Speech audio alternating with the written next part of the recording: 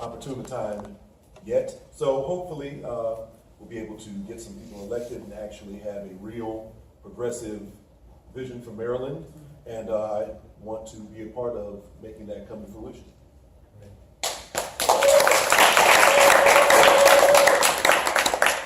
Hello again, all. My name is Ryan Sullivan. I'm the delegate candidate to Maryland's 7th Legislative District. For those who aren't aware of that district, it is currently dominated by some extremely racist politics. Our sitting delegates are Pat McDonough, Kathy Shalega, and Rick Impolaria. They're some of the worst, most regressive, most hateful voices in the Maryland State House.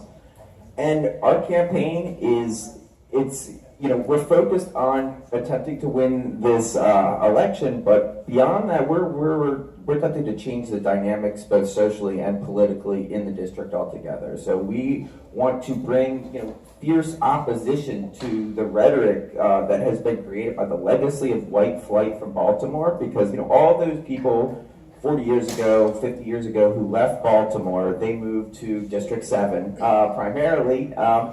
And they taught their children, they taught their grandchildren, and they're teaching these next generations to embody those same hateful politics. And without a campaign like ours that's sort of unexpectedly challenging that rhetoric, and things aren't going to change. Liberal politics cannot make the sort of challenge to the dehumanization being inflicted on these communities like a campaign like ours can, that's willing to take antithetical positions to that of the dominant politics destroying our communities at present. Thank you.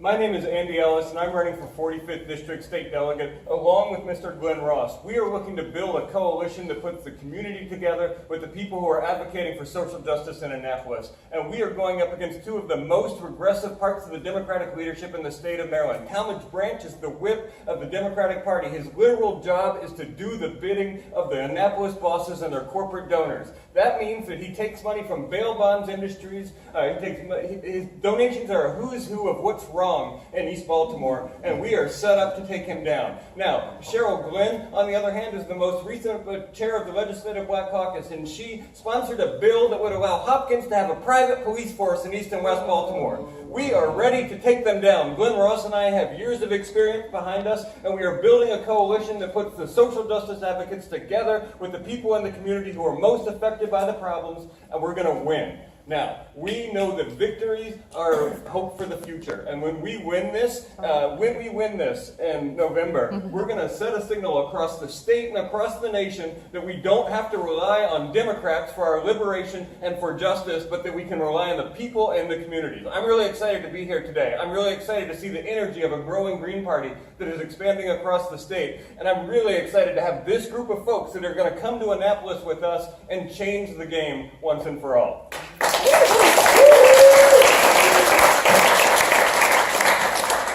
I don't know if I really need this. I don't want to blow anyone's ears out, but my name's Olivia Romano, Liv.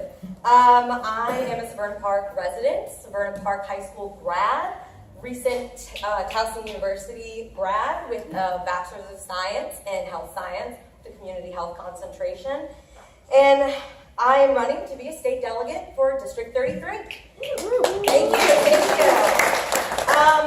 I feel that it's really proper coming up here, especially after hearing Rob and Vince speak, because those are two of the points I really want to elaborate on. Because I am running because upon entering the State Board of Elections office on Thursday, my eyes were immediately drawn to the screen where it said active shooter. And that was happening immediately as I walked into the office. And to so many, it's, oh, how tragic, thoughts and prayers. But to me, in my generation, so many, it's just added to the list of another preventable mass shooting. And thoughts and prayers are not, they don't mean anything anymore. We need action, enough. So we need those people to push that. And that was 3.5 miles down the road from me. I was planning on going to that office like Rob said, we know these people. I was planning on going there to go meet with Rick Hussle, the editor, to go talk about my candidacy, the next day. And it's tragic. And again, thoughts and prayers are not enough. We need action. And we need to just work through that. And I was 2 for Columbine, so I don't remember that. I'm sure many of you do. I was 5 for 9/11. That was just my second day of kindergarten. I don't remember that. But what I do remember is constantly asking my mom, why does this keep happening? And the rise in Islamophobia and the treatment and fear of immigrants and refugees in general, as Vince so greatly pointed out, that we really need more pro-immigration.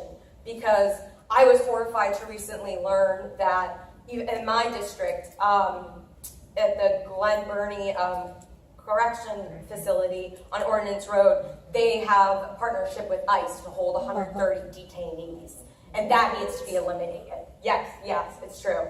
And I was, again, horrified and disgusted to learn about this, and this cannot go on. This treatment, this is not who we are. That is not what America was founded upon. And we are now inheriting the problems of past generations that has been full of corrupt politicians who have been holding the interests of the organizations who are deep in their pockets more so than their people. And that ends here. And we need lawmakers. We need lawmakers who, from all walks of life in the country, and who are here to fairly and properly represent people, and who are ready to create that positive change we desperately need. And we just need to make it because it's the right thing to do, to protect our people, to protect our planet. And I'm running to help make these changes possible so that I can live in a country where I want to raise a family in. And I'm Liv Romano, and I live for change, and I hope I can count on your vote if you live in District 33. I hope I can count on your support, and I hope I can count on your donations to make these positive changes happen. Thank you. Hi, I'm Andrew Barnhart. I am the candidate for state delegate in District 2A. If you don't know where that is, that's in Washington County. So I'm part of the brand new kind of western chapters that are beginning to happen out in the western regions of Maryland. My campaign and the other Green candidate in my district, Charlotte McBrearty, we are running against 2 Republican incumbents, those being Neil Parrott and Bill Weibel, who don't have a very good record, as you probably all are very aware. There are no Democrats running in this race. So we are the progressive ticket in this region. Not only that, in the Senate district, in District 2, it's the Republican incumbent Andrew Serafini versus our Green candidate Jenna Rowland. No Democrat in that race either. In District 1C, it'll be the incumbent Mike McKay, Republican, versus our Green candidate Dan Del Monte. No Democrat in that race either. So in all of those districts, we are the real progressive ticket, and that is who we're going to go after. Right? So this is brand new. This is going to be really, really good for our campaigns, I think. It will bring really great recognition to the Green Party. A little bit about myself, I guess. I am an adjunct professor at Frederick Community College. I teach philosophy and biology. You may be wondering how the heck those two go together. I'm a trained bioethicist, which means that I look at the issues of life and the ethics of life, ranging from medical ethics to environmental ethics, to issues such as abortion, euthanasia, physician-assisted suicide, genetic therapy and genetic enhancements.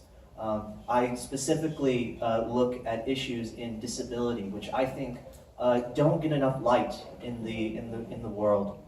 We focus on so many issues of inequality when it comes to race, when it comes to gender, when it comes to so many other aspects, but we hardly ever talk much about disability rights issues.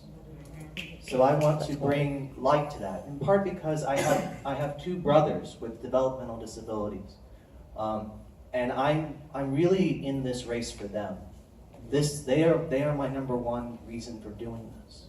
So I feel it's important to bring those issues to light, as well as bringing in the ethics to politics, because for so long ethics has been cast out of politics, and people go into this sort of thing for power, and for gain, and for greed, and for money. For me, as an ethicist, I'm doing this because I want to do the right thing. And I think that's the values that I share as an ethicist are the same values as the Green Party. So what I want to bring to the table in Annapolis is a sort of a virtue kind of way of thinking about policies, a new sort of spin on how we legislate and how we think, and bring to light issues that are often not really looked at or sort of kept in the dark. So I hope to really do that, and if you all want to give support to my campaign as well, or to any of the new Western Green campaigns, we could really use your support. It's David versus Goliath out there. We are going to do our best to fight for people who have been sort of kept in the dark out in those regions. So thank you all so much.